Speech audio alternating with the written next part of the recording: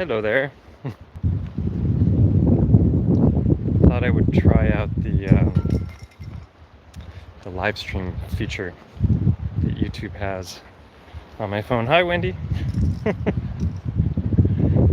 First time I've ever done this, so be gentle. Yeah, so I'm here in the Havia port. I can't see my screen very well, but it's a beautiful spot. And I thought I would just do a little biogeology walk and talk. How are you hearing me? All right? Do I need to speak louder, or is it good?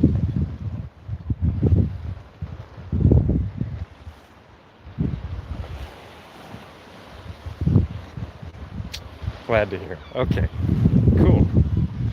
Yeah, so this is a spot I walk in a lot, and I just wanted to try out the live feature, see how it works, and 5x5 are good, and show you guys some really cool stuff that I've planned on making a video of for a long time, but I've got a backlog of about 8 different videos I want to make, and I just don't seem to get to any of them. So I thought this is a better way to do it. I've seen a lot of people just walking and talking, and they've also, do live streams where they're, they got a bunch of tabs open and they're just going through their tabs of the stuff that they want to get through. So let me turn this around here. And there is our friend Montgo from the front, and the port of Havia. Off in the distance over there is a mountain called, try and hold it still, Cumbre del Sol. When you see that one from Google Earth from above, it definitely looks like a creature of some sort.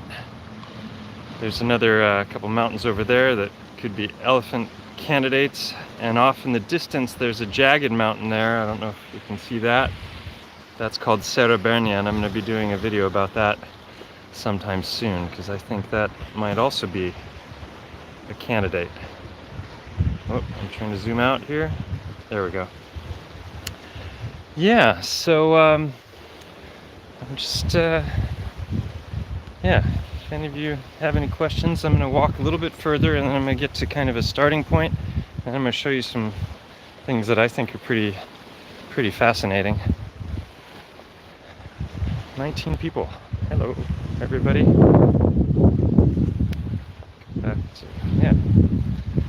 So this is a giant breakwater. You can see how far down. Oh, you can see how far down it goes.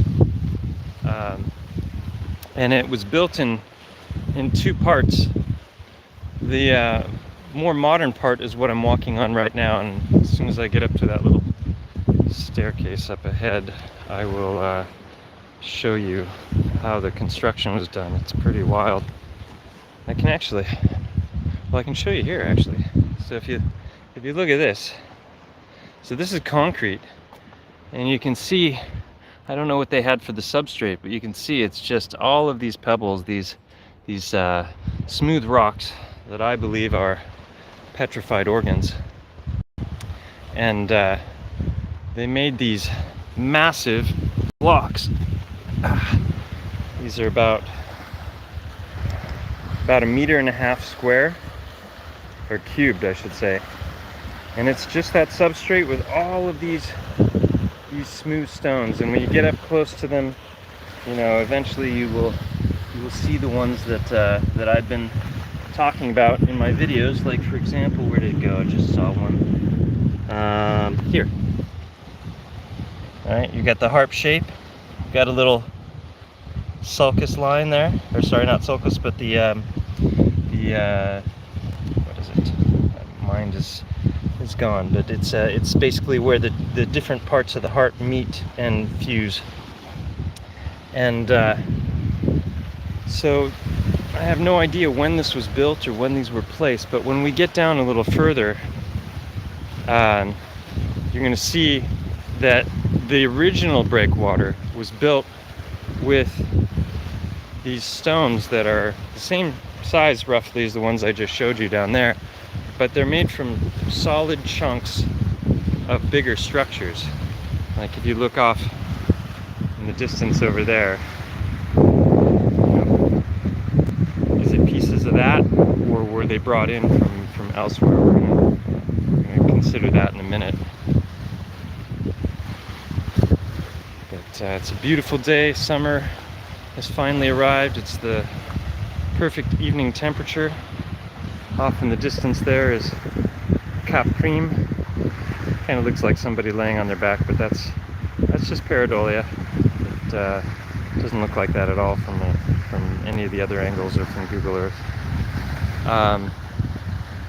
And on a clear day out that direction, you can see Ibiza very, very, very clearly from,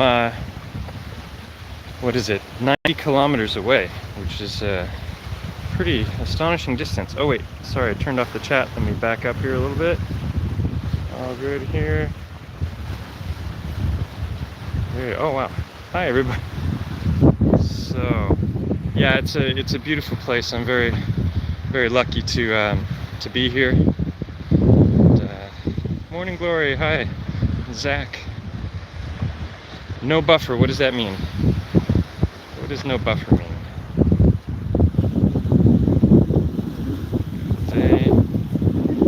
Don Fossilone. Alright, I'm gonna try and keep up with you guys here. 90 kilometers. Yeah, it's kind of weird because I've taken a picture several times of Ibiza on clear days, done some calculations, and it's kind of odd because you'd think at 90 kilometers away some of that island would be missing, right? But in actuality, the pictures I took, it's all there. So I don't know. It's kind of weird. Maybe there's a lot bigger than we were told. The chat just keeps disappearing. Where'd it go? There we go. Okay, if you're going to do live, we can get the word out. All right. Yeah, this is the first time I've ever gone live, so bear with me. I'm getting used to the technology here. So this is what I was talking about before, these massive chunks of stone. If you look down here, we're going to get up close to some of these, and you're going to see why I think that they're part of parts of Titans. And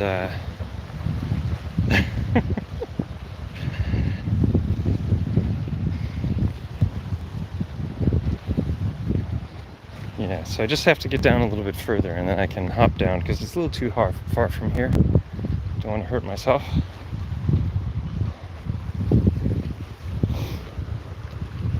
So these are massive chunks of limestone, and if you've followed my channel for any length of time, you know that I think that limestone is actually bone, Titan bone specifically, and you can see there's a lot of black in there.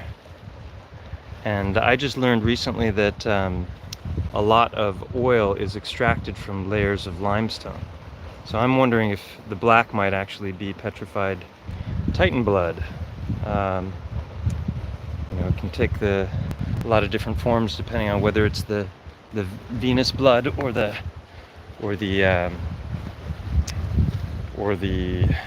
arterial blood, because the veins have the blood that's lacking oxygen, and the hemoglobin that binds to the oxygen. Okay, here we go. Make a jump. Whoa. All right, almost there. 1 second. Okay. Yeah.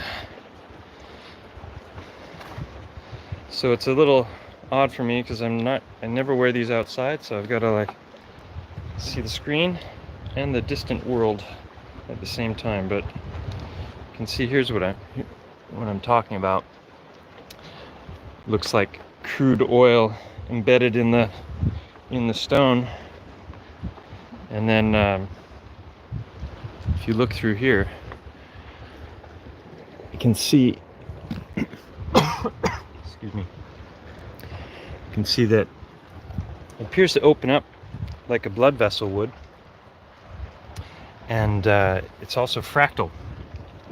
So it breaks off into smaller channels going in different directions. So from a biogeology standpoint, I would say that this is a massive chunk of, sorry, zooming in and out. Guess that's it.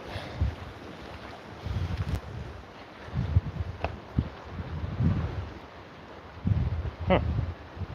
Sorry, it's, there we go. All right. So, let me just look at the chat here for a sec. Time is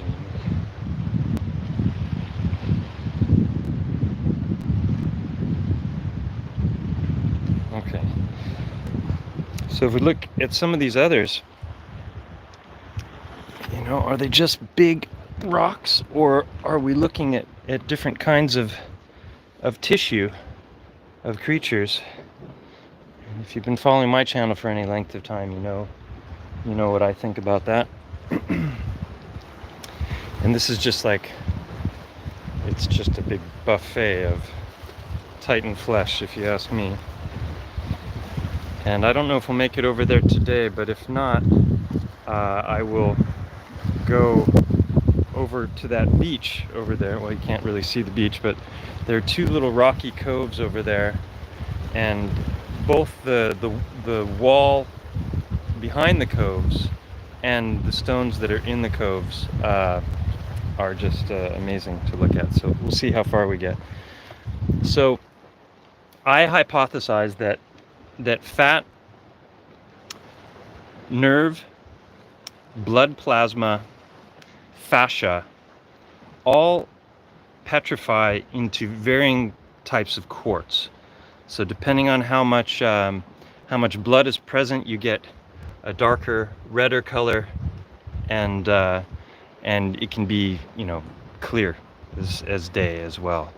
And a lot of these stones have these sections on the outside that are covered with this quartz and the red. And so I think that a lot of this stuff cleaves along the fascia lines. When you look at meat and people are cutting up meat, you know, you see these white lines, and it's very easy to separate the different parts of the stone when doing that, when cutting. Let's see.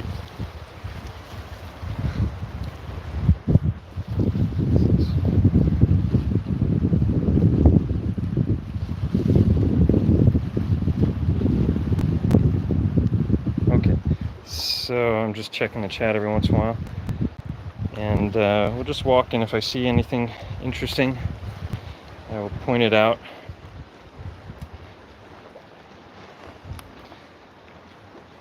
Some of the tissues are, you know, I wish I had easy answers for all of this. I look at this stuff and I wonder as much as the next person. Yeah, Roger Spur, I communicated with him a lot a couple of years ago, and sent him a lot of messages. We had instant messenger conversations, and yeah, he's, I don't know, I every single day I get messages from people that are like, you should contact Mud Fossil University, he's been talking about this for years. And I know I know very well. I've talked about him in many videos. I've given shout outs, and the original video that I did called Mud Fossils, the Heart of the Matter, when I first discovered that first, what I believe is a petrified heart, I originally was not planning on making a video about that. I sent that off to him, just a video of me rotating it, thinking he would recognize it immediately for what it was, and he had no interest in the rock. So I made a video about it, and then I decided to go back out into the river bottom and see if I could find more, and then I found a bunch of them. So that kind of led to this whole new avenue of investigation after I had already started doing some videos on the mountain. So let's see here.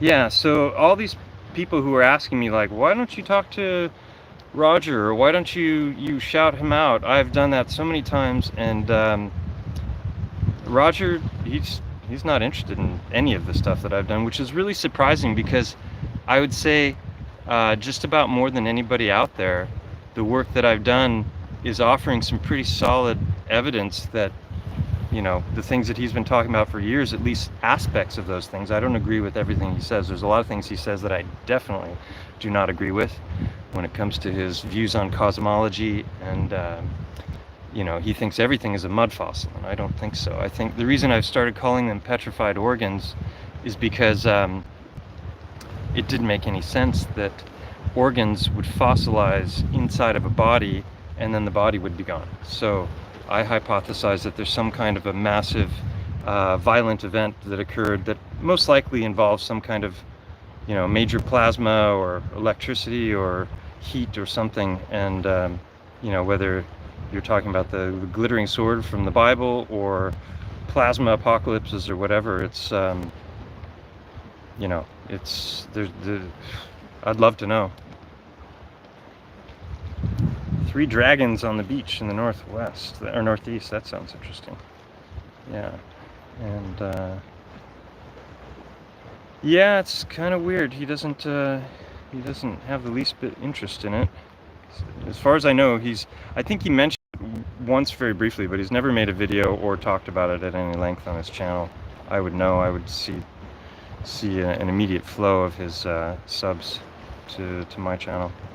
But Alan, on the other hand, with the channel Mud Flood Was Armageddon, he's embraced the work that I've done wholeheartedly, and at some point soon he and I are going to have a chat. I think I saw, did I see him in the chat here?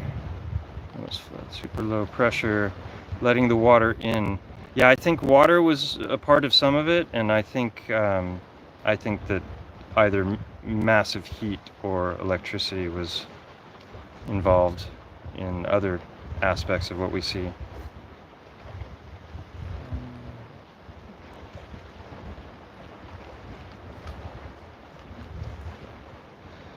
Geodes are fascinating. I did a video on, I can't remember the title of it, but it's one of the biogeology tidbits where I talked about things like gallbladder stones, kidney stones. If you look at these, when they slice them, they have rings like in a tree, so they grow similar to how a pearl grows inside of a, chat keeps disappearing, similar to how a pearl grows inside of an oyster. It's interesting because people often ask me, how is it that that there could be so many petrified organs? People are like, was there some kind of a massive worldwide ritual where they're cutting people open and taking out their organs? And no, that's ridiculous, because I've found them like this size all the way up to multiple feet. And yeah, I wouldn't be surprised if the pineal gland turns into some crazy thing like a diamond or an emerald or something. But we have these different stones in our bodies. Then we have our organs themselves, which are all contained in fatty sacs, and I believe that they're protected whenever the cataclysm occurs, to the point where they're cooking like boiled eggs, and then eventually here we go, live chat. It was just showing me some of the chat messages. Sorry guys if I was missing things you were saying. And girls, hola.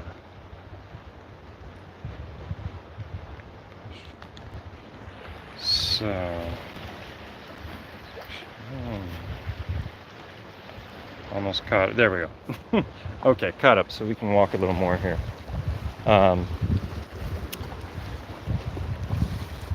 Just checking stuff out.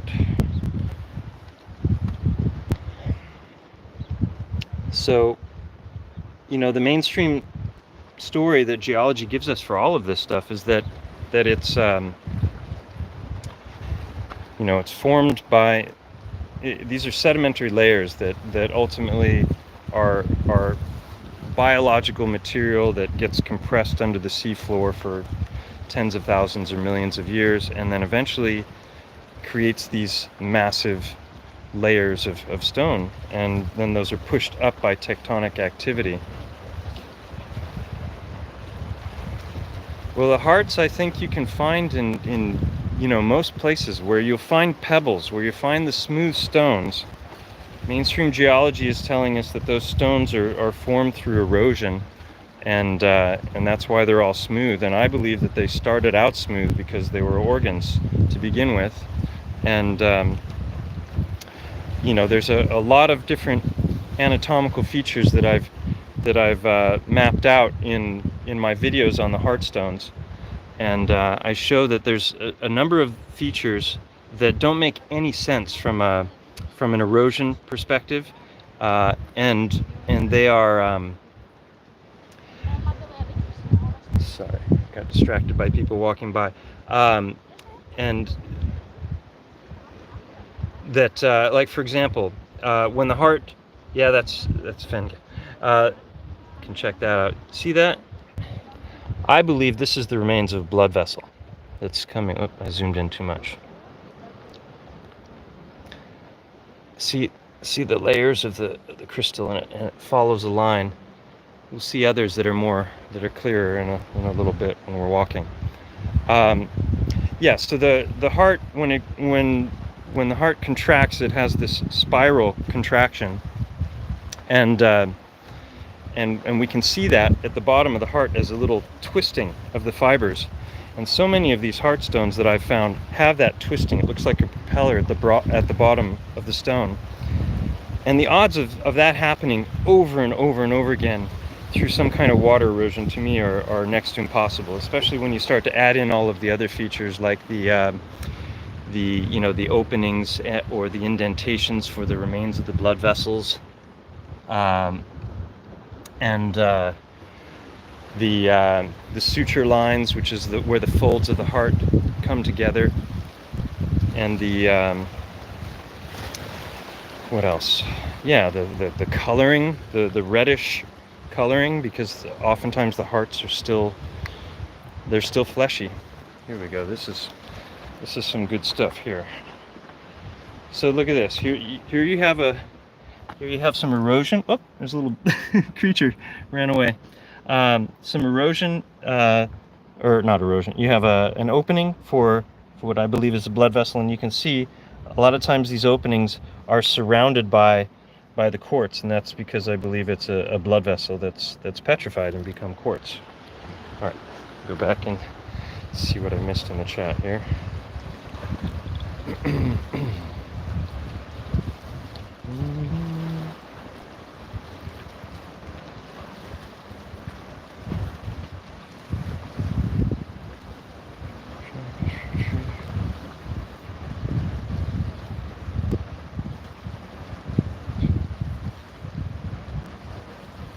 Lights are everywhere.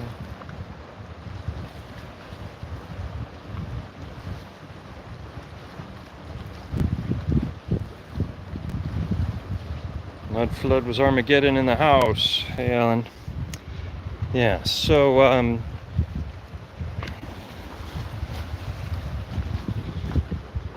just show you a bit more of these stones up close, and the quartz just loves to sit on them. And then you get this, which is the iron ore, which is from, I believe, the hemoglobin in the blood when the blood petrifies. And then there was one, yeah, I already showed that one over there. All right, well, we can head down this way, and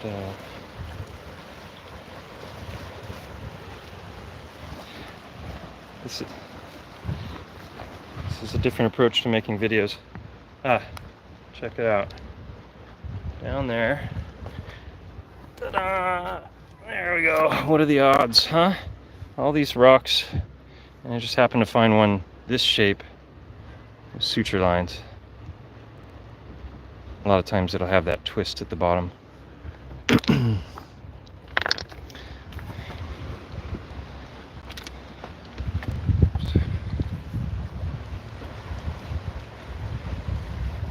wish I could hear these, then I wouldn't have to read them.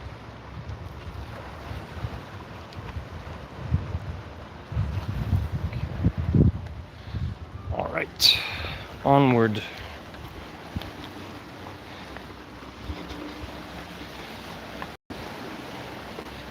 Sorry for the shaky camera.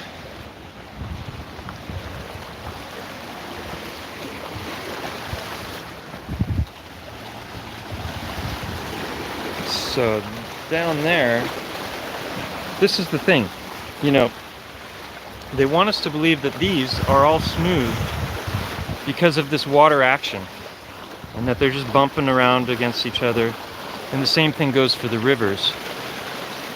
But I find these smooth stones at the top of mountains, and all of the rocks that you see up there, they aren't like this at all. They are not on their way to becoming this. And as you go up into the trails of these mountains, as soon as you leave the valley floor and get away from the shoreline or the rivers or the valleys, then these rocks are very, very few. And what you find are all of the rocks that I've done a lot of videos about regarding the mountain, which are basically just different forms of limestone, and they have these channels in them, and they have the red iron and the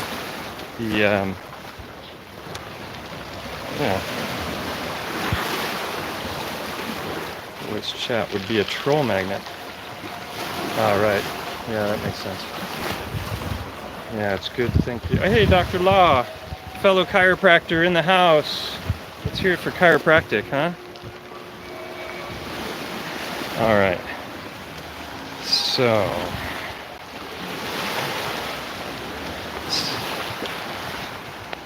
putting my life on the line for you people here. Okay, down we go. Thankfully, there's a little rope. All right.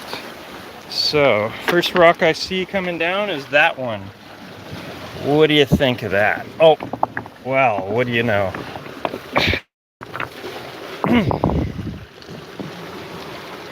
See that? Suture line opening for the aorta. Some are,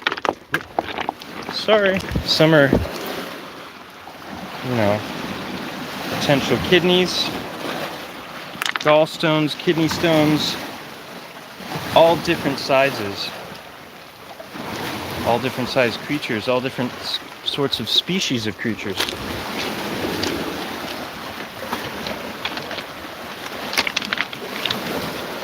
This would be so frustrating to me if somebody else was streaming, because I would be wanting to stop and look at everything they were showing. But so they don't teach us, like that could be kidney. They don't teach us that if this is true, that rocks have an up and a front and an orientation. We just think that they're broken pieces of bigger structures. Yeah, you don't find the heads. I think the heads get destroyed in the process. So let's go back here.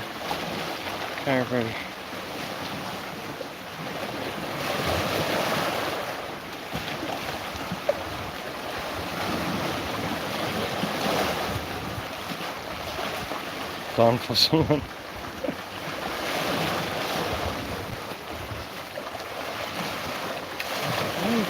Oh, mermaid head, that's it.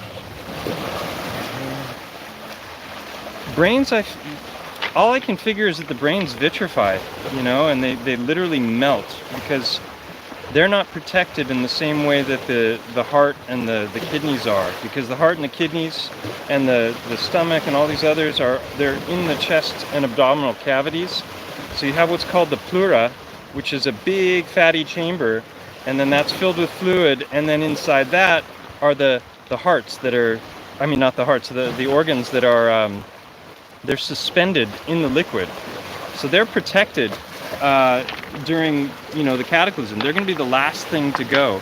I have an amazing letter that somebody sent me. A man whose dog passed away, and he loved this dog, and he decided to really do an amazing ritual to honor the dog, and he built this pyre that was like 2 meters tall and like 3 meters long of this wood that's known to be one of the hottest burning woods. And he had his dog on this flame, and the fire burned for 2 days. And he said that when everything was done, he went and he looked through the ashes of the fire, and the heart remained, and it was there, and it was very, very tough and firm. So to me, that's perfectly in alignment with my theories about it, because the pericardium is the fatty portion that surrounds the heart, and the pericardium is the thickest of the fascial layers for all of the organs. So the heart is dense because it's a dense muscle, and then it's surrounded by the thickest of the fascial coatings. So I think that would explain why there's so many, and it would also explain why why they're so well preserved.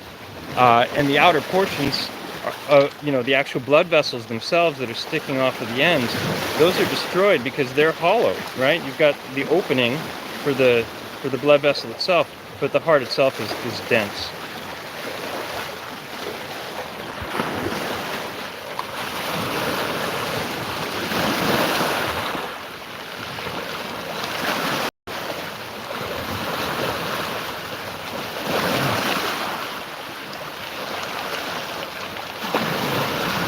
TRH in the house.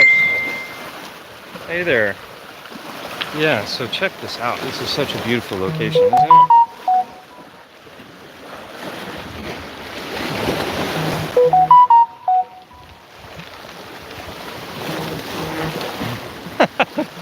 Take a look. Right there. Here's one that's very fleshy. That could be a chunk of a bigger piece of something. Some of them have the remains of the blood vessels. So when they're down by the water, they start to erode in a way that I'll show you in a second. How about that one? Look at that. Look at that beauty. Fleshy, huh?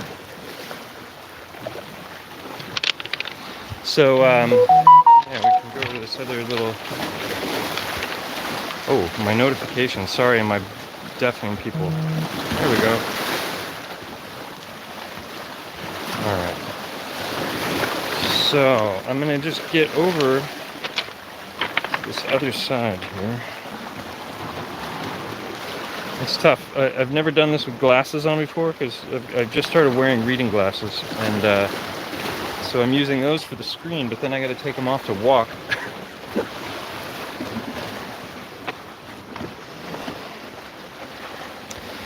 So now we're getting up next to what I believe is Titan, and it's kind of sketchy here.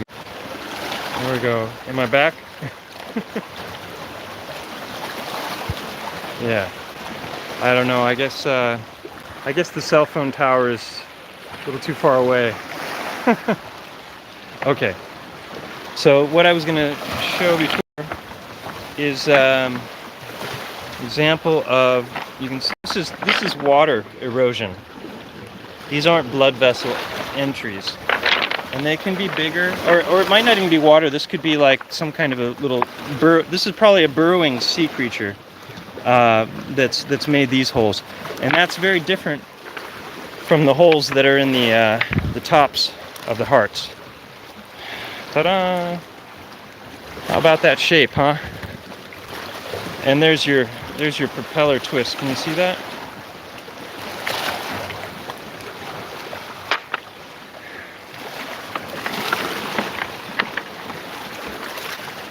So, you see how well the signal holds out, because I want to show you something over here that's just amazing. So this You know, this is, I'm in, oh, sorry, I thought you were asking me. Here we go. This is what I was trying to show before. That's water erosion from the salt water. That is probably some burrowing creature. And those can be bigger holes like that. But the holes that I've been showing over and over again in the heartstones, those are always, you know, in the same spot at the top of the shape. Because that's where the aorta and the vena cava are. So,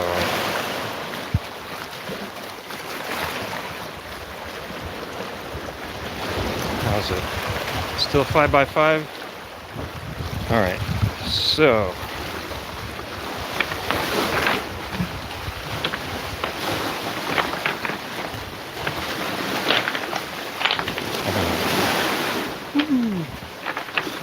Alright, let me just get by here quick. There we go. Alright. So this is all limestone. And you can see how red it is from the iron that's in the stone.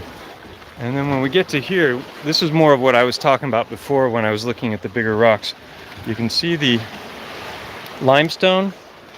And then here, there's quartz all around, and it's filled with red earth, and that's a big chunk of iron. So that's perfectly consistent with my theories about this, which is that this is the portions of the blood vessel itself which are petrified. That's the iron-rich dirt, which can also be actual iron ore, and you can see how it hugs the rock, but it goes in also, just like a blood vessel would. And I've shown that fractally on the mountain in a variety of different ways. In fact, one of the blood vessels was I don't know, about 40 feet long, 50 feet long. I went through that one in the Unveiling a Titan Part 6 video. The footage is amazing. I was there with my friend Howard, and you should definitely check that out, because that's something else, that footage. Okay.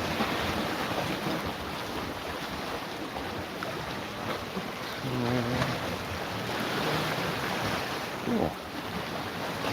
Oh my gosh, I got a super chat. That's cool. That's the first one ever. I turned that feature on the other day. I thought, why not?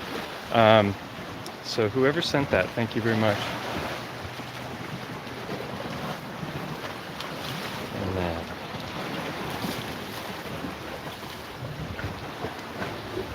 so again, there's openings. They go in. That one is also covered in quartz. Isn't that convenient? And then here, this is concrete, and again they're using these little stones they've got the mortar, and then they've got these little heart stones, which they often use.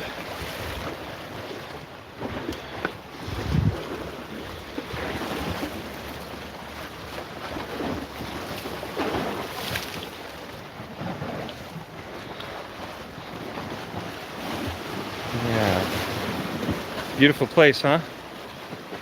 This is on the Costa Blanca in Spain, and it's right on a point that sticks out furthest into the Mediterranean if you go south of Barcelona. And up above there is a big lighthouse.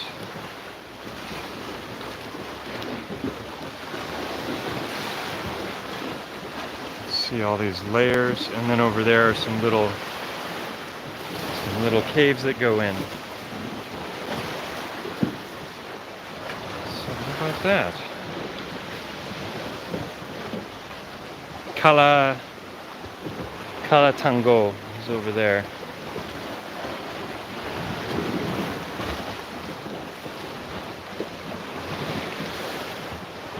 So, anybody have any questions they'd like to ask me? 66 people watching, cool. 67. It's my favorite year.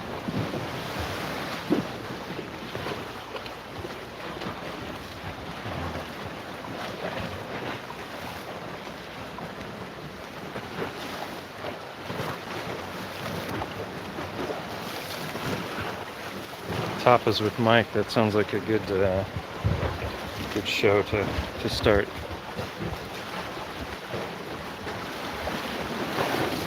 Yeah, lungs are a little mysterious for me. They're so malleable. They have lobes in them, so they can cleave upon the lobe lines. And yeah, is there so much iron in blood? It's a good question. The question is, how much iron do you need for something to be red, and how much iron, you know, I mean, if you have something that's the size of a mountain, you know, a creature that was 3 miles long, then there's bound to be a lot of blood there for the iron. Oh, thanks, Morning Glory. Yeah. So I find this so incredibly fascinating here. I mean, look at what we're looking at. See the quartz, and the quartz, depending on what's happening, I think it's ultimately some kind of an electromagnetic event, because what I found is, and I'll show pictures of this in one of my future videos, but the crystal lines up, and I've found chunks of crystal that were like 3.5 feet wide, and it's got all of these different layers that are, you know, it's like they're aligning with some kind of a magnetic pole. And here you don't see it so much, but you can see how it's just surrounding all of the holes that are going in.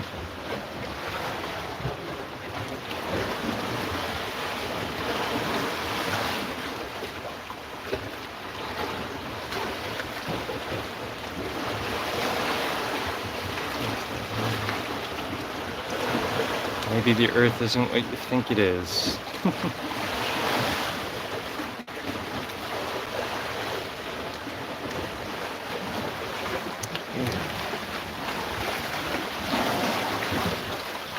So, oh, there's another one down there.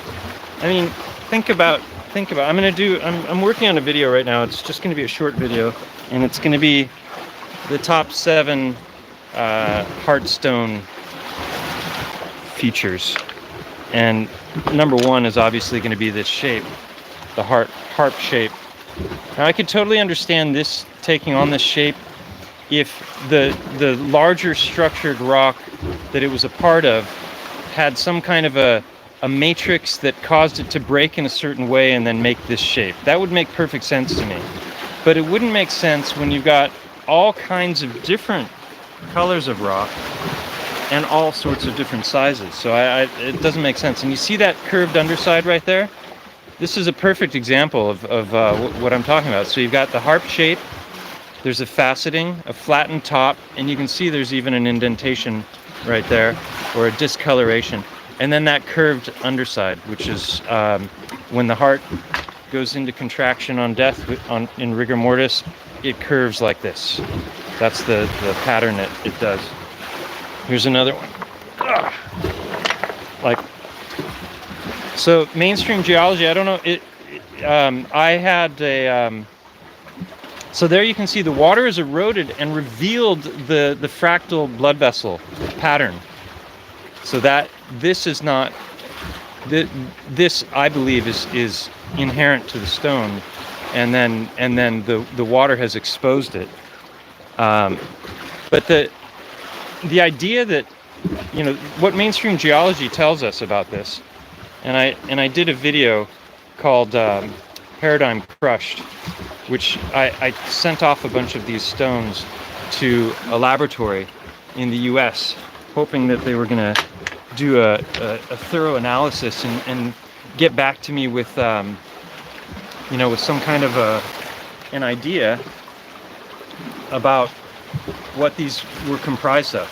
Because I figured, do these every day, I'd run out of things to talk about. I don't know that much. Thank you, Brittany. So basically what I got back from them was a 1-page opinion piece with 0 facts, 0 numbers.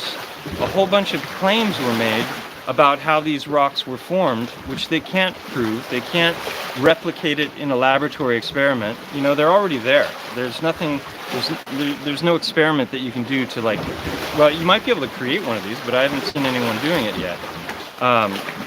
But they basically just hand-wave dismissed every bit of evidence that I'd presented without addressing any of the evidence. They said, well, it just kind of looks like a heart-shaped stone, so he thinks it's a heart, basically, is what they said.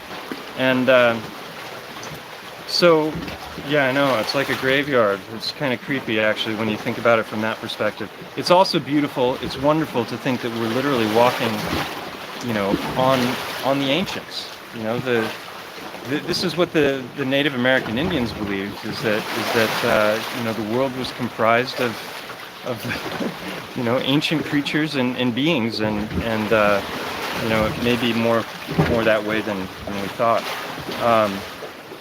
Yeah, so I sent off these rocks in good faith, hoping that I would get some information, and it's an interesting watch. Paradigm crushed. It took 3 hours to go through every single point that they made, but I think I pretty much refuted every single thing they said. They don't see it that way, and they never will, and neither will mainstream academia, most likely, because the only way that I can be right is if major parts of geology are wrong.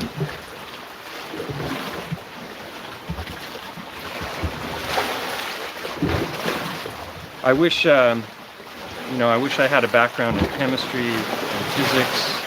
Then I would really be able to, hey Eugenie! Hey bro.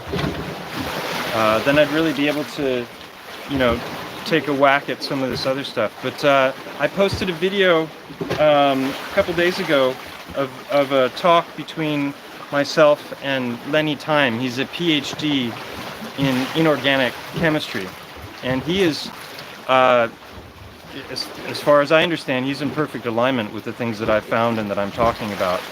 And that's just part one. I'm just editing the audio because it was really crappy audio, but the second part is better audio, and I hope to have that ready in the next day or so. But Lenny he's got some different theories about biological transmutation. This is a whole, you know, field of science where they're looking at the ways in which biology can actually create elements. We're told that only happens in the heart of suns, that there's this massive crushing of material, and then eventually the heat and the pressure is so great in the hearts of the suns that it gives rise to new elements. You know, it starts with hydrogen and it starts with helium. Those are the first two in the periodic table, and then it gets more and more complex and gives rise to our whole periodic table. But what we know, I mean, there's simple things that prove that's not entirely true, or not true at all. One of those things is the idea, and I've mentioned this in other videos, that creatures can create new elements. Like a chicken does it all the time. Every time you eat an egg, that egg's shell has been created by the chicken, and that shell has more calcium than the chicken consumed in the previous day. No, I don't think the moon is a dead sun. I think that the moon, I don't think it's a physical object. To me, it seems like a focal point, like a well, there's a really interesting video by Jay Tolan that you should see. It just came out yesterday, the day before. It's like 6 minutes long, and he did this extremely complex triangulation of photographs, and he determined the distance to the moon, and he's come to the conclusion that it's a hologram. Whether it's a hologram or projection, I don't know. At the very least, I think that it could be a visual focal point for something outside of either a firmament, if that exists, or if we're in some kind of a toroid, like a toroidal, you know, force field.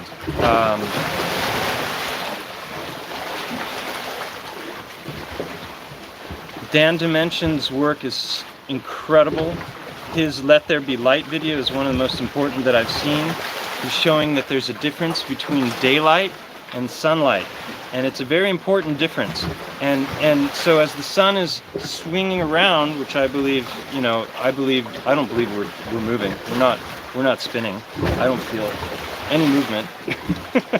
I know that's a silly argument, but he shows that as the sun is approaching, it's actually stimulating the noble gases, which are layered out by density in the upper atmosphere, and that's what's giving us all of our beautiful colors of the sunsets. And so daylight precedes sunlight, and it postseeds. Is that a word? It follows and it goes. Oh, thank you. Yeah. So. Oh. Here's another.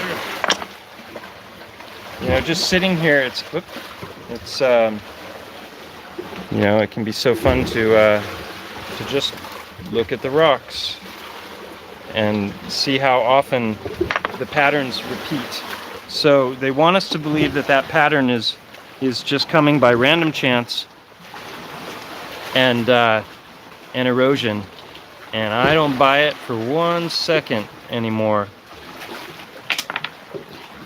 I showed that one already, but this one is nice because you can see with the sea erosion, it's starting to show the blood vessels very, very clearly.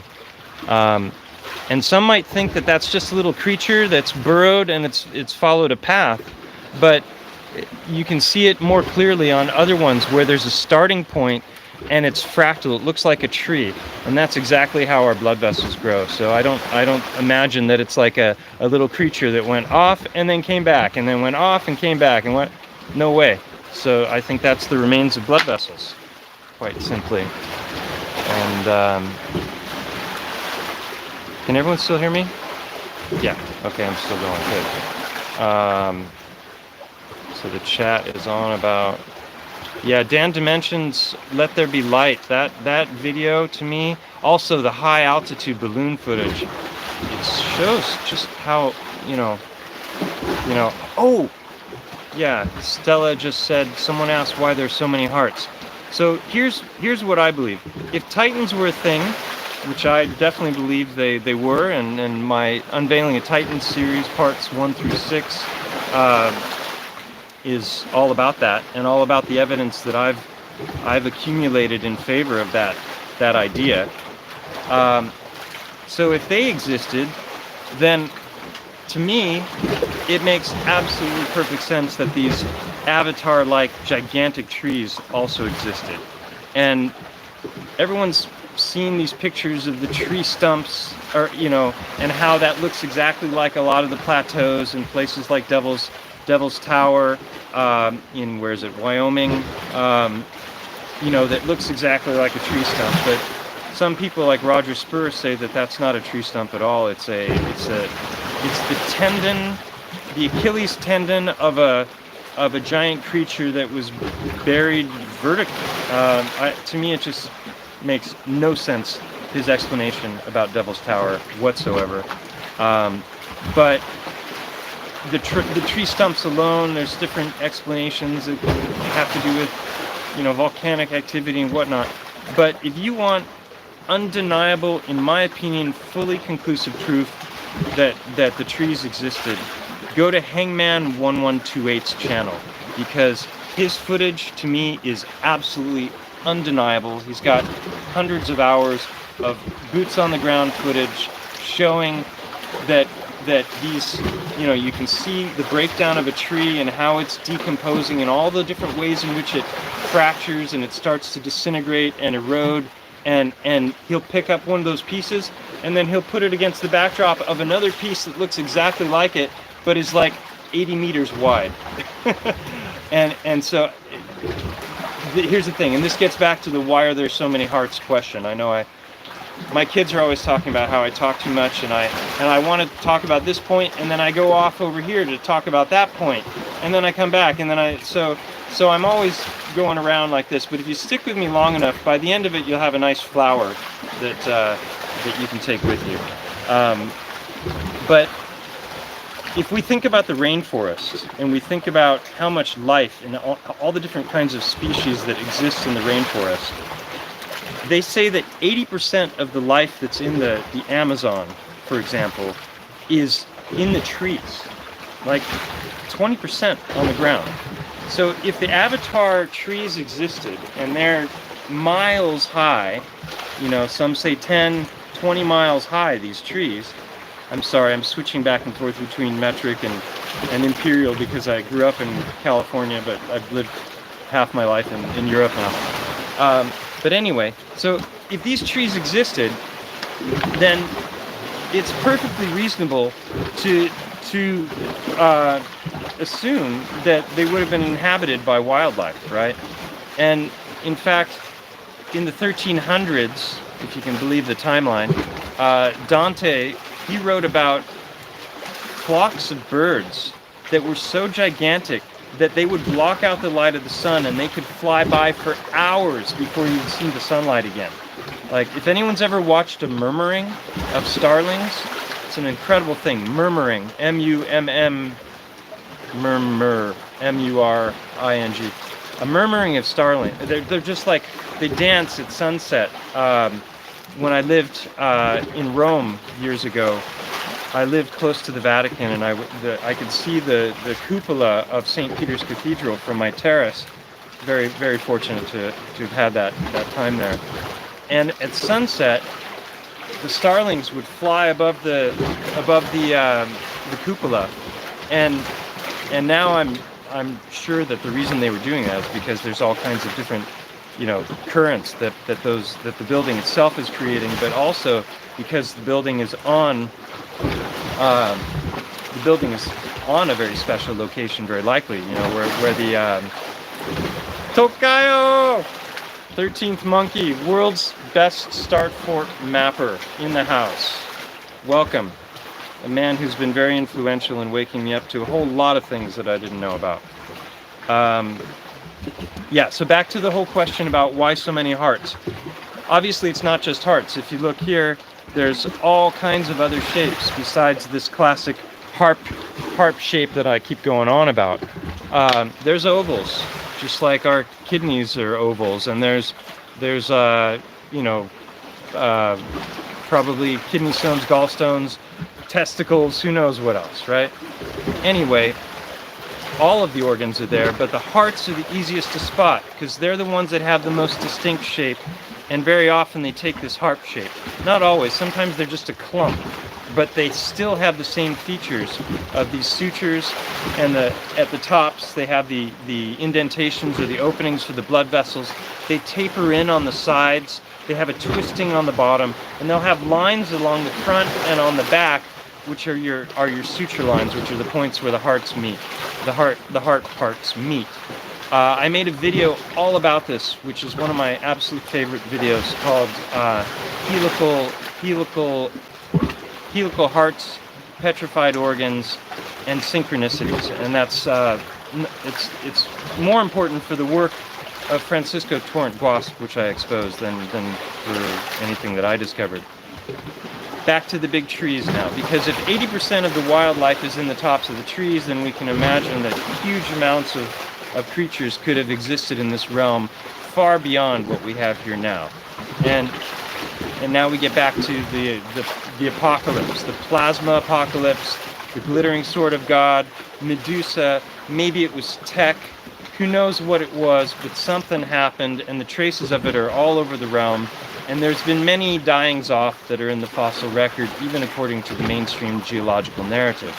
So if there was some kind of an electrical event, you could think of it as a plasma ray from the sun, or you can think of it as a plasma apocalypse where the dome opens up and plasma grounds out and things go wrong, right?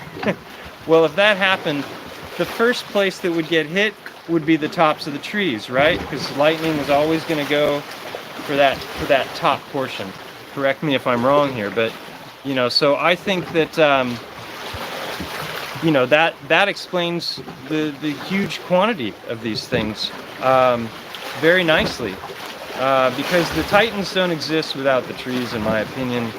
And you know, if biogeology is a thing, then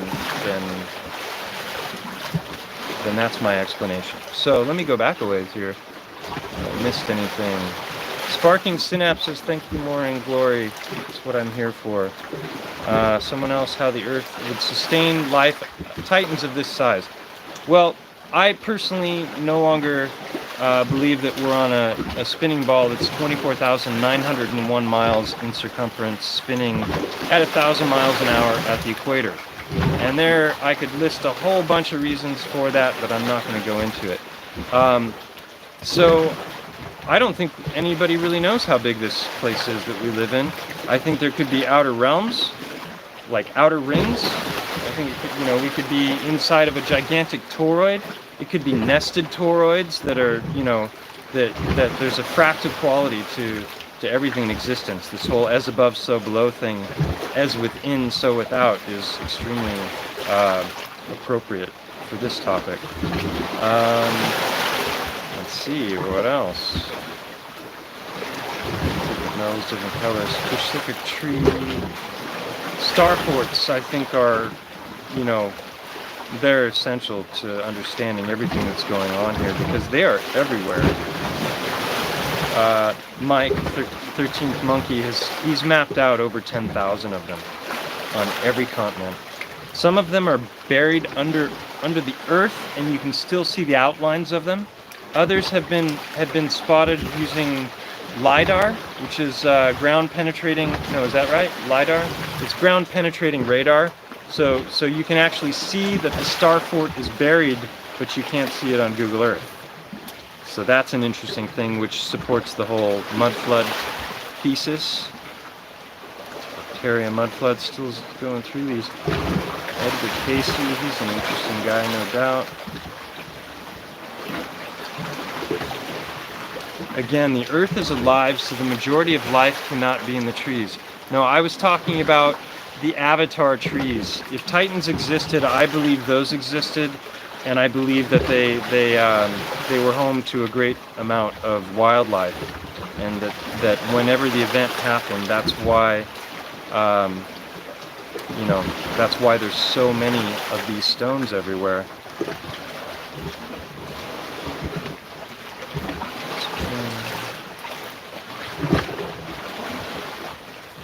Yeah, someone's talking about sharing my page and the videos, and I really appreciate that. Something I wasn't expecting when I got into this was how the YouTube algorithms work. I thought I would present the work, and then eventually it would just take on a life of its own, and it would start to steamroll, and it would reach people.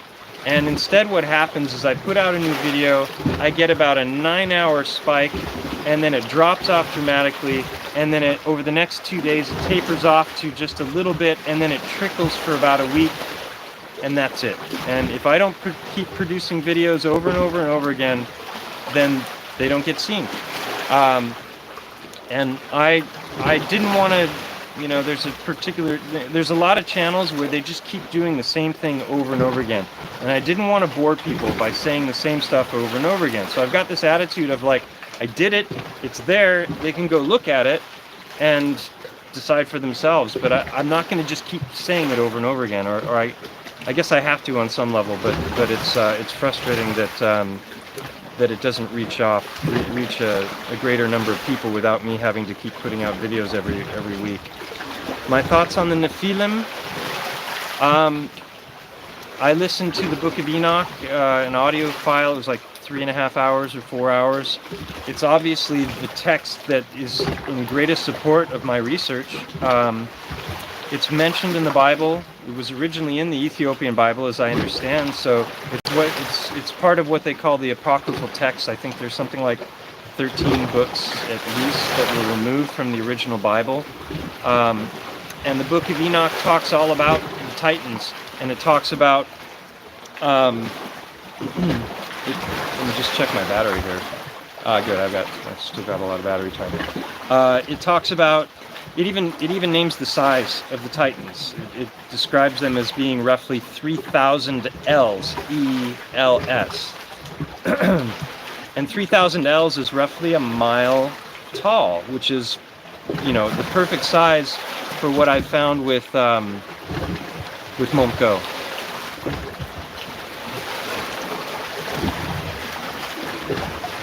Iwar Anon, he's doing amazing stuff.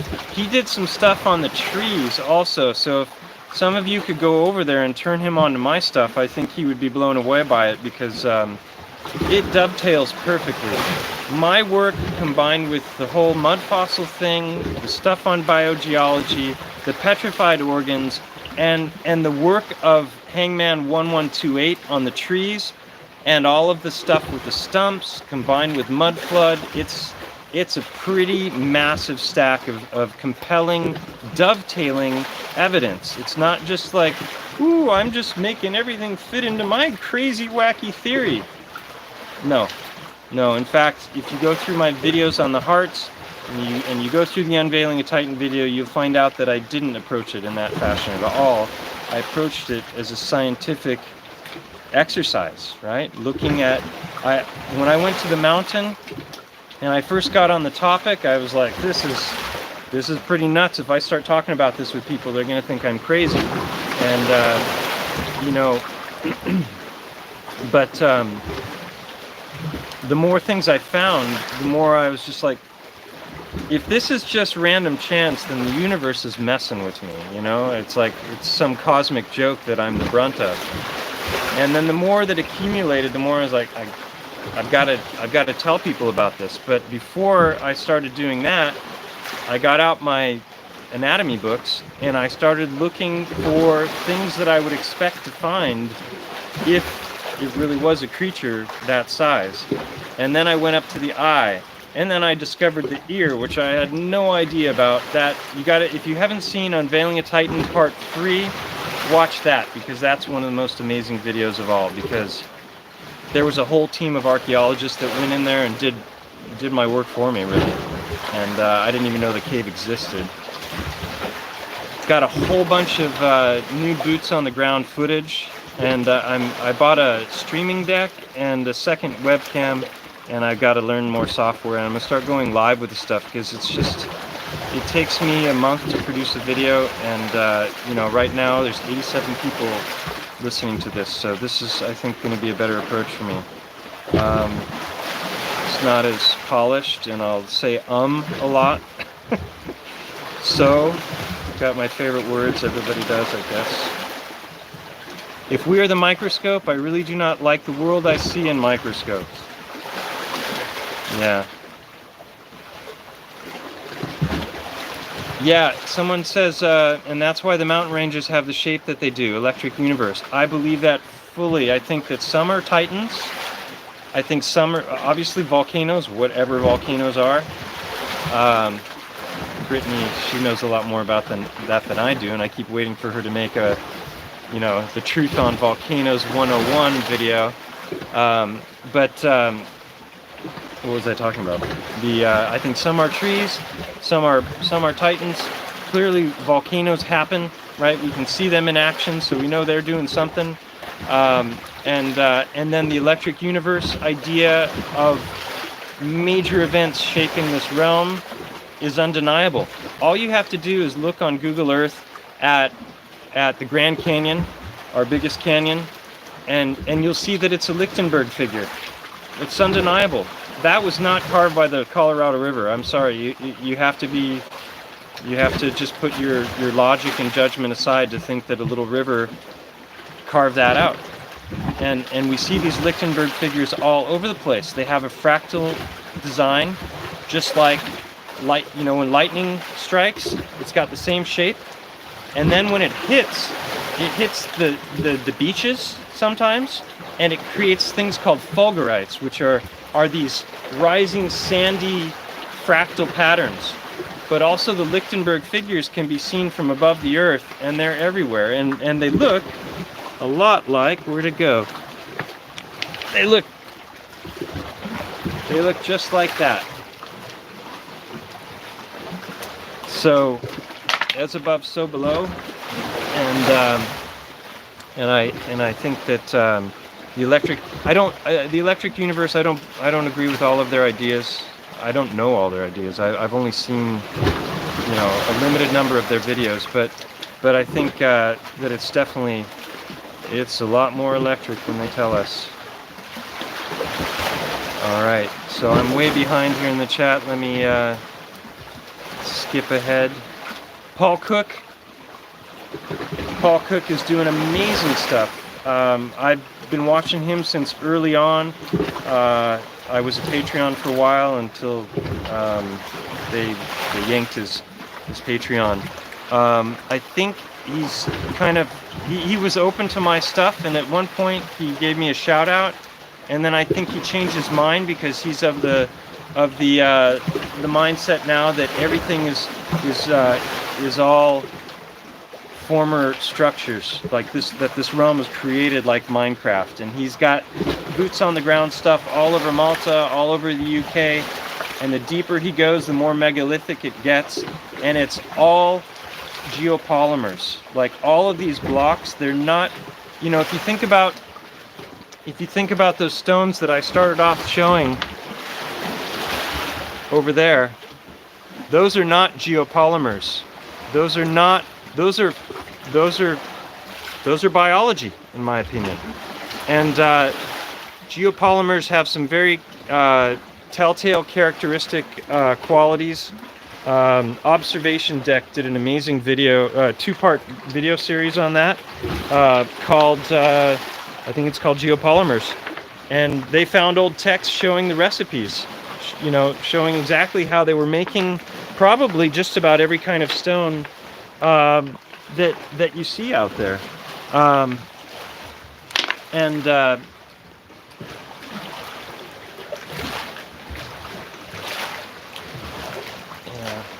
So ether. Oh, now I've missed a hole. It jumped way ahead. Sorry. Definitely flat.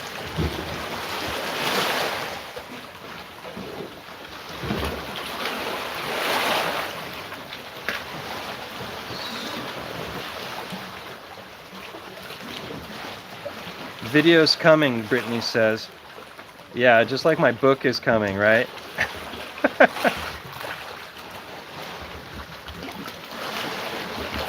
Sure. Good book still. How many angels threw out? Yeah, ether.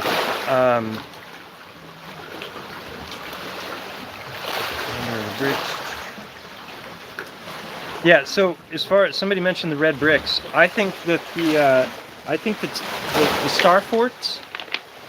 Here's my take. I think that they were mining the Titans, right? There's a guy named Mike Ferreira. He doesn't agree with any of the work that I've done on the Heartstones or on the mountain, but he's done amazing stuff with regards to mining and all the different ways in which the ancient miners built this realm and all of our megalithic architecture and everything. And I agree with a lot of what he says. He also subscribes to this idea that there's, you know, it's electrical, directed energy weapons and whatnot. But what I think he's missing is what the miners were mining. And if we think about the trees, the ancient trees, we think about titans, and we think about things like blood vessels. Geology is filled with all kinds of different words that match anatomy, right? We talk about artesian wells, like an artery. We talk about veins of gold, right? And so if these are actual, you know, or actual body parts, then if they were the size of mountains, they're going to have a whole lot of valuable materials in them. And they're going to mine that stuff.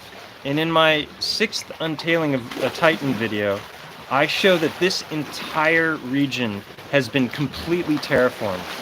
Every single mountain in this region, as high as it goes before it gets too steep for them to do any agriculture, are all made of terraces that are all broken pieces of limestone. And that video is definitely worth watching. The evidence is very compelling, and you have to think about what this realm or this territory looked like before those terraces were built. Then you get a sense, you get a taste of what these mountains would have looked like before they got to them, so to speak. And if you look at all of the ancient structures that are not made with geopolymers, especially the star forts, they're taking massive chunks of limestone blocks, which I believe are the cortical bone, then all of the trabecular bone, which is the Swiss cheese fragmented kind of rock, they are crushing that up, along with the smaller smooth stones, like we saw on those blocks that make up the breakwater. They're crushing those up.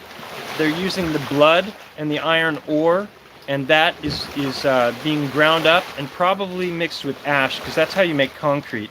And that becomes the mortar that's creating all the geopolymer blocks that are being used. So that's my take on that. I think that they were mining the antediluvian beings.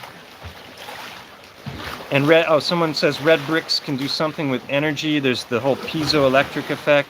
They say that the piezoelectric effect, that's when you, like our quartz crystals and our watches are powered by, I think there's a little hammer that hits a crystal, and that gives off a spark. That's called the piezoelectric effect. They use it for timekeeping. I don't even understand all the different functions that piezoelectric effect has, but they say that limestone does not have that. And I wonder about limestone that's unbroken, that hasn't been all crushed up. If it's continuous, then maybe it has that effect. So I think the buildings were conducting and probably even storing energy. They're talking about red brick being like batteries as well. Iwar Anand's work, yes, I have seen it, and it's amazing.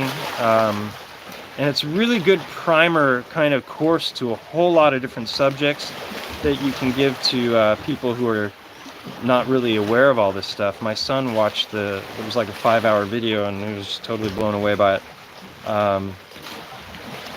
Supported the campaign. Site doesn't accept PayPal. Yeah. Wow. 53 euros and thank you for all the super chats. That was unexpected. Amazing. Let's see, I'm way behind here. Sorry if you've asked questions I haven't answered now. So 13th Monkey's talking about a theory on star forts that has to do with water management, alchemy, and mining. Sounds great. Look forward to hearing it.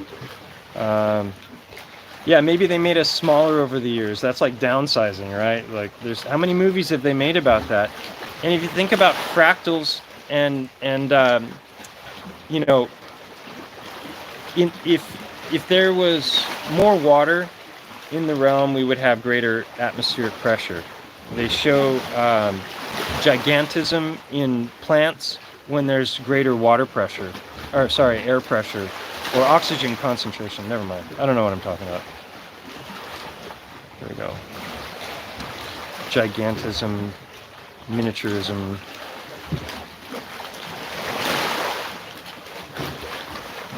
Yes, this is a good point. If plants and trees were miles high, maybe the brick walls of underground tunnels today are the petrified network of veins of those pre-flood plants. I think a lot of tunneling systems, in fact volcanoes like Brittany and Andreas, they were in these lava tubes. I don't think those were formed by lava. No way. That, to me, either those were made by some kind of like fusion mining, tunnel boring system. But I think a lot of it also looks kind of biological and breaks off into branches. So I would not be the least bit surprised if those were the remains of the root systems of the trees that were mined out, perhaps. Hangman 1128 also shows it's not just the tree structure, but sap petrifies to quartz in an unlimited variety of ways.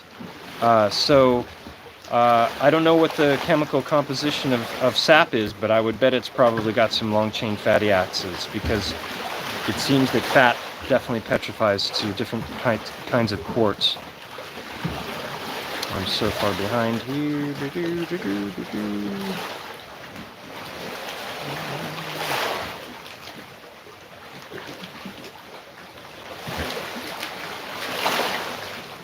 Serbian Pyramid. I'm not sure if that's the one. I think Paul Cook had a video with somebody who actually had footage inside. Oh no, I think that was the Bosnian, which is said to be even bigger than the Great Pyramid. And they claim it's just a mountain, but when you see the inside footage, it's clearly a pyramid. Honey, I Shrunk the Kids. Crystal.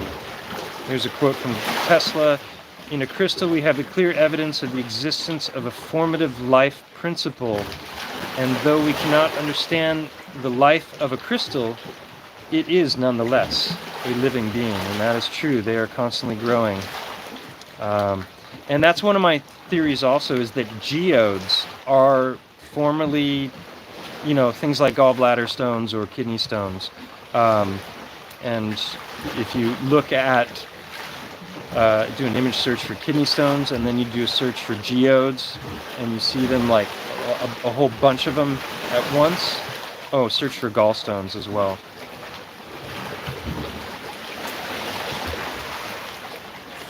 And mining because of the overwhelming evidence that Philip Draginin has presented us. Yes, shout out to Philip.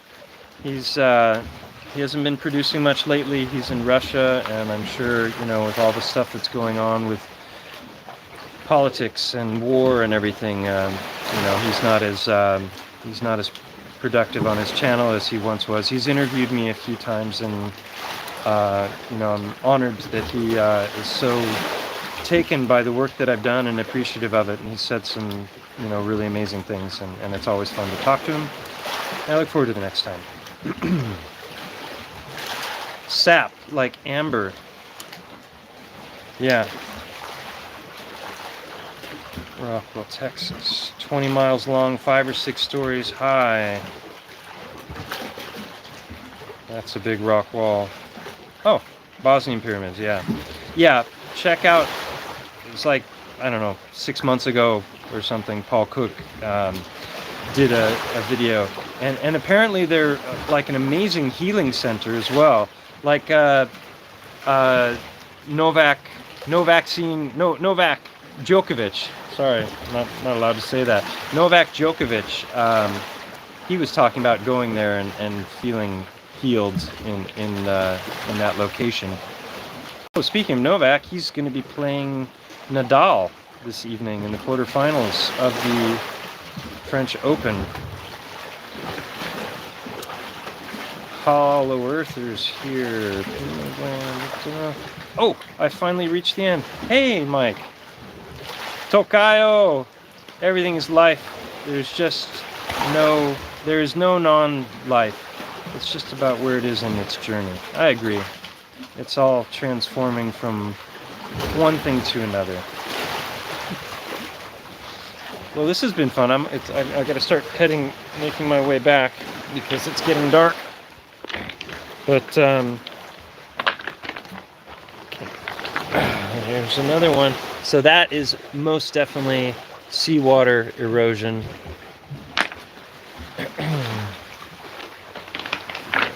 There's one there. There's another. How about that, huh? So even if I'm wrong and these aren't hearts, I'm definitely right about the fact that mainstream geology has completely missed this very, very reoccurring pattern. But I am 100% of the belief that these are hearts. There's your aorta. There's your tapering in. Here's some water erosion, but there's the hint of the fractal blood vessels. This is a chip. Anytime the rock is broken in any way, it immediately reveals its break. So these are continuous whole stones that I do not for a second believe were formed by rolling around in river bottoms. And that's my story, and I'm sticking to it.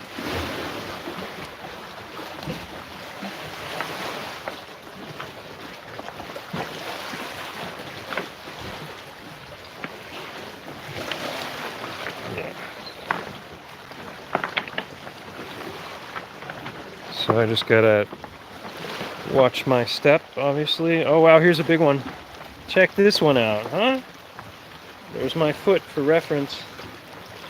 Come on, it's like sometimes it feels like this is the only way rocks can break, huh? If like, oh, look at that. So they'll also oftentimes have one side that's more like a knife edge, and the other side will be thicker, and that's exactly how hearts work when they contract and they go into the spiral. This side will usually be thinner. But there's also righties and lefties, so don't get hung up on what it looks like on the right or the left, because sometimes you see the reverse, and it maybe that there's other creatures that that have different heart construction. Ooh, there's a fleshy one.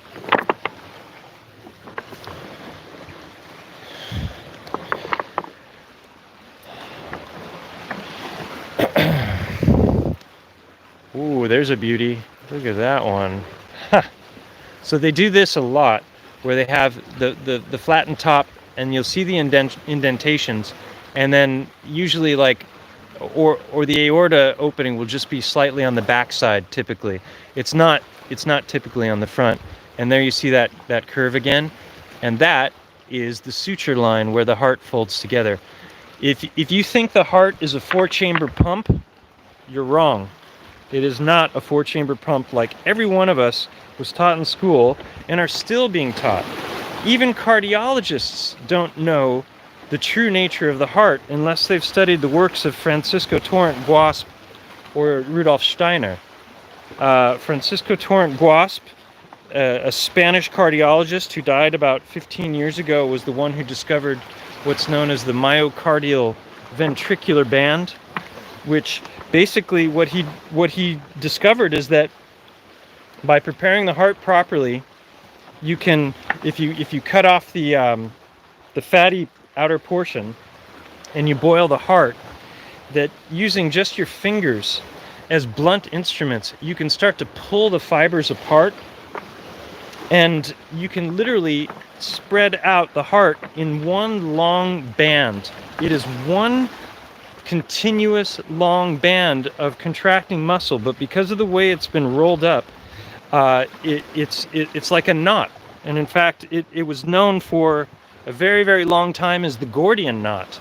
The Gordian Knot is a mythical knot that Alexander the Great supposedly defeated, and it was said that whoever could untie the Gordian Knot would be the ruler of Macedonia or something like that. And so as the story goes, he pulled out his sword and he just sliced through the whole thing, and then he became oh, check that out. I think that is a gigantic blood vessel right there. And if we went inside that little hole, we would probably see that it breaks off into smaller holes going in a whole bunch of different directions. So the Gordian Knot is what they called the heart that, and the reason they called it the Gordian Knot was because it had all these fibers going in all these different directions, and when you cut into it, it's really, really hard to make any sense of it.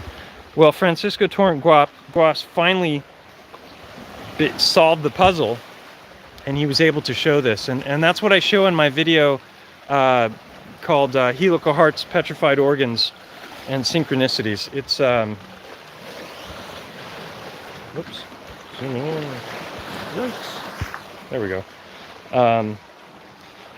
It's an amazing.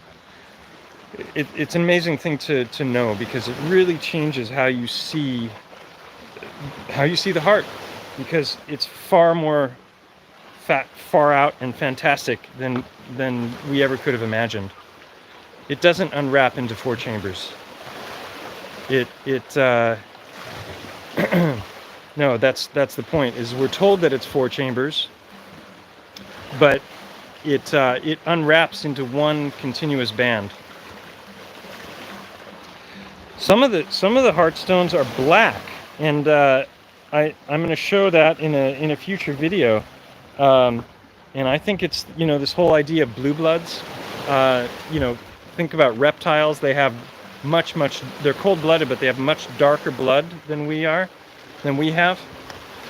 and so I think those petrify black. Oh, thank you, Masei Lewandowski. And so, if iron is blood, then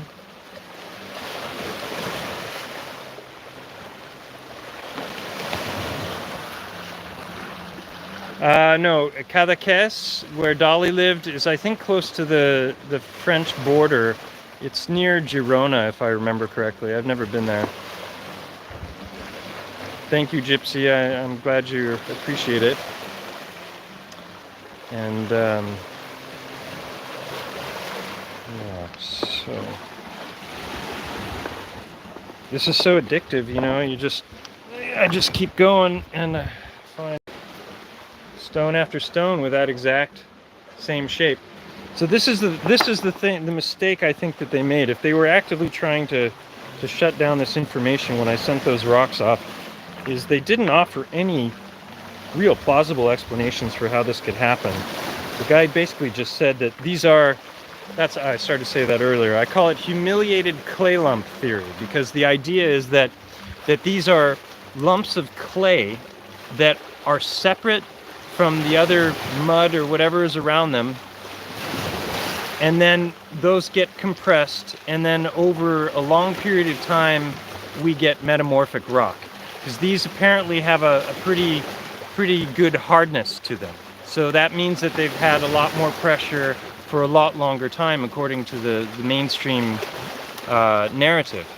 And so basically, what he's suggesting, and what mainstream geology are suggesting, is that all of these harp-shaped stones that I've shown you today, they all started as lumps of clay, were compressed, that turned into a layer that got pushed up by tectonic activity, then pieces of that broke off in the mountains, and then they eroded as they rolled their way down the hills, and then we get these stones. No way. Sorry, don't buy it. Oh wow, 88 people watching, 88 likes. That's cool. That's very cool. Yeah, so I'm not a big fan of humiliated clay lump theory, and I let them know it. And for if anyone watches the Paradigm Crush video that I did, I highly recommend after seeing it, going to Harry Hubbard's channel. That's the guy who originally reached out to me and asked me to send them some stones, which I did. And I made a whole video about that. I called it Exciting Research Day, where I showed all of the stones that I selected for them that I was going to send. And then I made a video, I explained why I chose the ones that I did, and I sent it off. And yeah, so then I got their response. And the nice thing about what happened, though, is that Harry asked me when he first called me and we spoke to each other, he asked me right from the beginning if he could record the call, which I thought was a little weird considering I'd never spoken to him before. You're talking to somebody for the first time and the first thing they ask is if they can turn the recorder on. It's like, so I said, I had nothing to hide, so I said, sure, why not? And he seemed sincere when I was talking to him initially, or so I thought. And so I had that recording, and then when he spoke with his friend who owned the laboratory, who did the quote unquote analysis on the stones, they recorded their conversation and sent that to me. So I had a copy of both conversations, which was about an hour and a half of us, Harry and I talking, and then the other two guys talking. So that's why the Paradigm Crush video is 3 hours long, because I had to go through every single thing that they said, and and show why it was wrong. And you can decide for yourself whether you think I'm right about that if you watch it. But if you do watch it, then go watch Harry Hubbard's joke of a rebuttal. 15 minutes. It won't take you long. If you sit through the 3 hours, Yes, Tom Cowan. Somebody just mentioned some. I would love to talk with Tom Cowan. If anyone has contact info for him or knows him, or I would love, because he's the dude. He wrote a book called the Cosmic. I have it. It's called Cosmic Heart, I think, and he's very much coming from the school of Steiner, and Steiner's thinking when it comes to the nature of the heart. Never mind, can't say it. And I looked in the index of his book, and I've read sections of the book. I haven't read the whole thing yet, but he makes no mention whatsoever of Francisco Torrent Guasc. So I don't think he knows about the myocardial ventricular band. I don't think he realizes a very, very important part about how the heart is constructed and functions. So Thomas Cowan is he's doing amazing stuff, especially through the pandemic. He was there telling the truth along with Andrew Kaufman at a time when few doctors were Thomas Cowan is a cardiologist, and him and Andrew Kaufman, they were so brave. I really admire them for the way they spoke out and told their truths, which I think are a lot closer to the truth than what we've been given.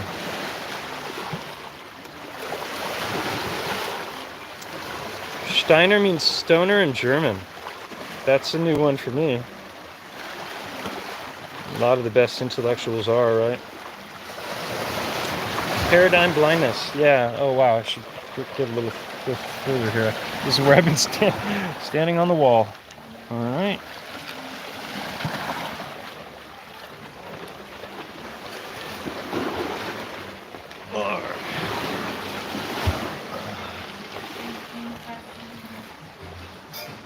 Ooh. It's not open, but there's music.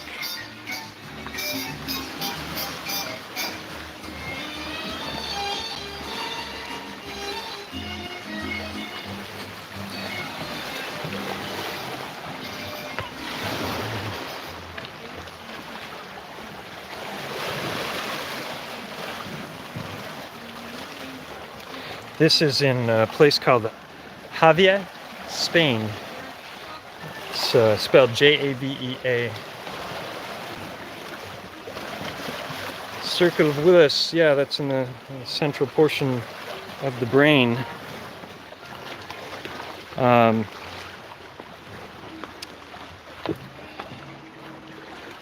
Yeah, that's one of the more puzzling things, is why there aren't more brains. Everything else seems to be around, but maybe because brains are all fat, if they all petrify to quartz, then I don't know, maybe they got picked up or used, or maybe they were valuable in some way. Well, I think this is probably a good place to